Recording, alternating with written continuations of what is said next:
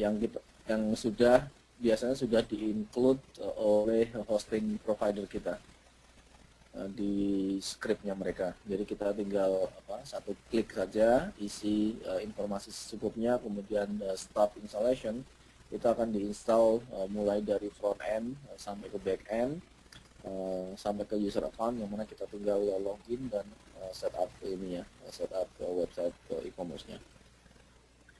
Nah, mengenai biaya, jadi biaya domain tuh sekarang harganya juga udah mulai naik ya. Jadi hampir semua domain itu sama ininya, provider itu nge-charge-nya sama. Cuma biasanya kalau kita mau hosting juga, itu domainnya tuh biasanya dikasih free. Jadi ada 1 sampai 3 domain free kalau kita sign up untuk hosting. Jadi yang kita perlukan tuh biaya untuk hosting. Nah, biaya hosting juga macam-macam, dan juga tipe hosting juga macam-macam.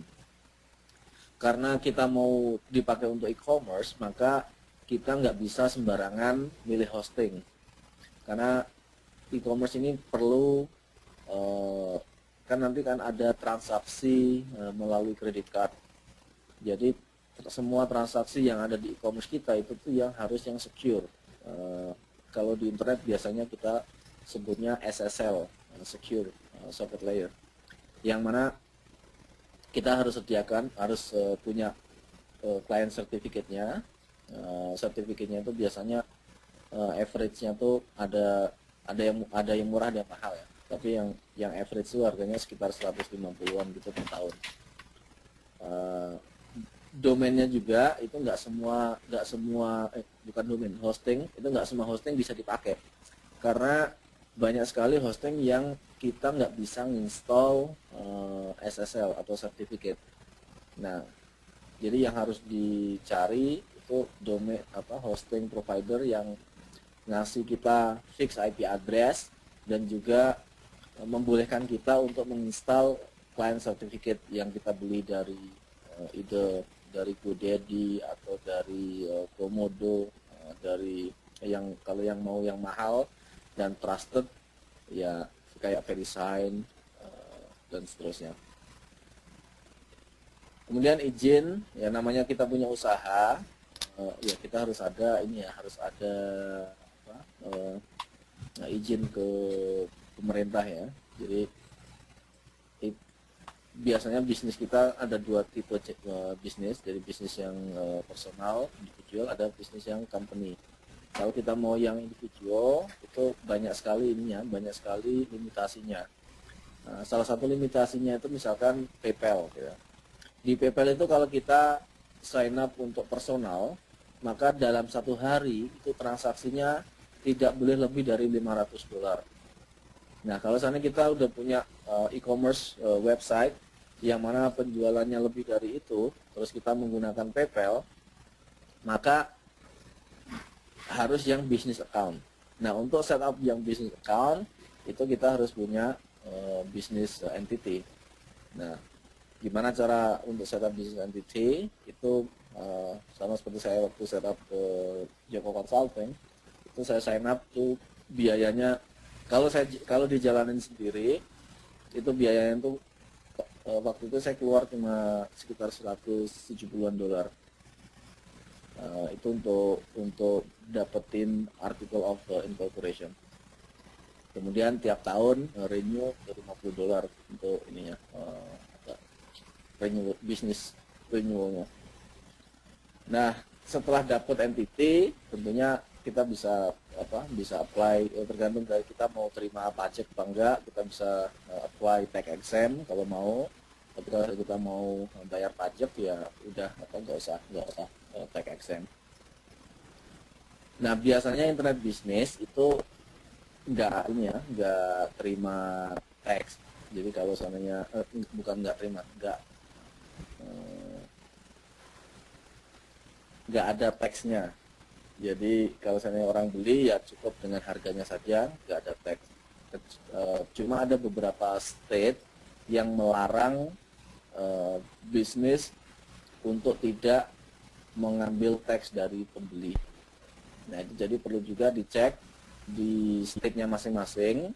apakah mereka membolehkan kita untuk nggak mengkolek tax atau enggak.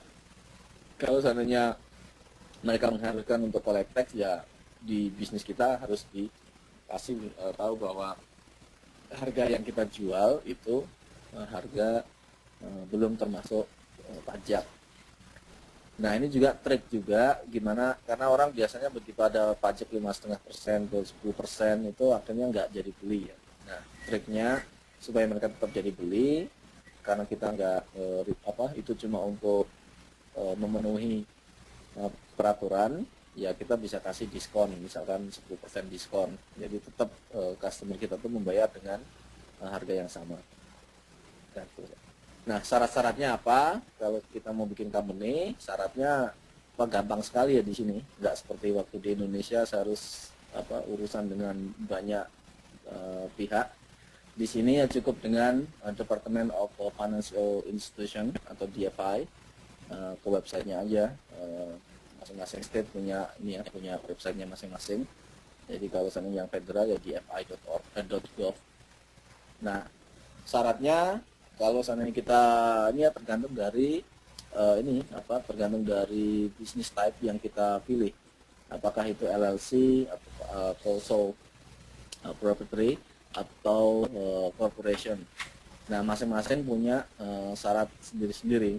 Jadi silahkan dicek syarat-syaratnya dan juga dipenuhin. Dan mengenai prosesnya itu di sini alhamdulillah cepat sekali ya, dibandingkan dengan waktu di Indonesia itu udah kayak ini aja lah, bumi dan bulan lah bedanya. Jadi saya submit hari Minggu, hari Seninnya langsung di-approve. Kalau di Indonesia waktu itu perlu 6 bulan baru bisa dapetin nama perusahaan. Ya mungkin itu aja yang bisa saya sampaikan. Kalau ada yang kurang jelas bisa ditanyakan lagi. Iya. Sebentar, ini ada pertanyaan lain lagi. Cuman coba saya kasih ke Mbak Ita dulu. Halo Mbak Ita. Udah saya unmute nih Mbak Ita. Mungkin sholat kali karena di California juga. Mbak Fanda. Oh ini ada yang Mbak Susi ini nanya nih. Iya, kalau gitu Mas Joko saya boleh pamit sholat dulu ya. Oh ya silakan. Maaf. Ya mungkin untuk yang lain karena Mbak Isna lagi mau sholat, kalau ada pertanyaan silahkan diketik, langsung ya. Itu bisa saya langsung jawab dari sini. Jadi pertanyaan dari Mbak Susi itu nanya Google AdSense yang pay per click itu, jika orang sudah mengklik, apakah hanya dengan mengklik kita sudah earning money tanpa orang tersebut membeli barang dari company tersebut? Nah, jawabannya iya dan tidak. Tapi kebanyakan iya. Jadi ada beberapa company pada saat perusahaan-perusahaan atau company-company itu sign up untuk mempromosikan produk dan servicenya di Google, itu ditanya apakah kalau seandainya ngeklik itu dapat komisi atau enggak. Terus kemudian kalau seandainya dapat komisi, komisinya berapa, terus CPM-nya berapa, dan seterusnya. Jadi belum tentu bahwa walaupun kita ada yang ngeklik, jadi belum tentu klikannya itu akan menghasilkan uang. Tapi di samping itu juga dengan tampil di website saja itu juga ada yang memberikan insentif. Jadi bukan kita nggak hanya berharap dari orang ngeklik, tapi berharap dari impression. Jadi namanya impression tuh setiap kali iklannya itu tampil, maka otomatis kita akan mendapatkan percentage. Mungkin tadi Mas Yusuf lupa untuk memberikan detailnya mengenai AdSense. Jadi nanti bisa Mas Yusuf nambahin atau juga memperlihatkan di statistiknya mengenai ini. Jadi bisa di ini. Oke, mungkin itu aja. Kalau ada yang lain silahkan. Atau Mas Yusuf mau nambahin, Mas Yusuf silahkan. Atau juga salah juga.